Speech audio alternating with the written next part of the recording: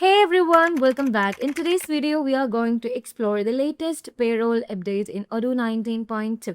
There we have four important improvements that has actually happened inside the payroll module. So let's get started with the first one, which is faster payroll processing. So one of the biggest improvement is actually speed that happens inside payroll. By moving on to the pay slips, there we have the parents, right? So if I'm just taking any of the parents, so let me take the parent of April 2026. Now you can simply test the print of your payslip by clicking on this option, or you can also review your parents in payslips and moving on to the toggle icon. There we have the validation option as well to validate it and generate payslip and as well as delete it. Okay, so that's is the basic improvement that happens inside the payroll module, which is the first one, like faster payroll processing. Okay, so now let's head over to the second one, which is the interface updation of payroll module.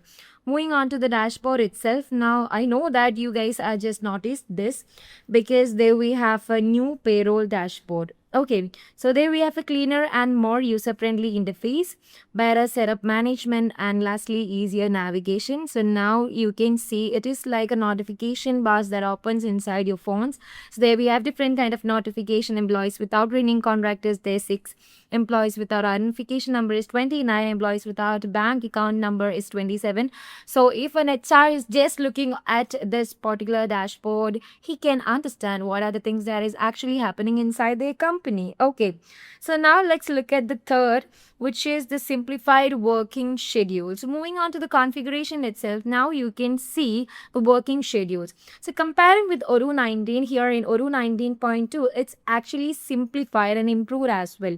So in Odoo 19, it actually getting complicated very easily because if we are just giving any kind of working schedules and hours, but here it is very simple. Now you can see the day of the week and as well as the hours. You can simply do the configure options as per your concern and needs.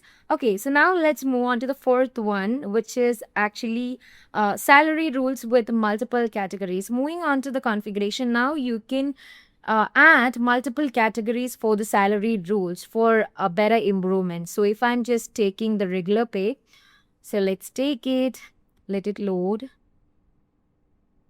Okay, there we have one. If I'm just taking this one basic salary, now I can simply add multiple categories. Now you can see that just I'm selected as categories like basics, allowance, taxable salaries. If I want more, I can also add different kind of things.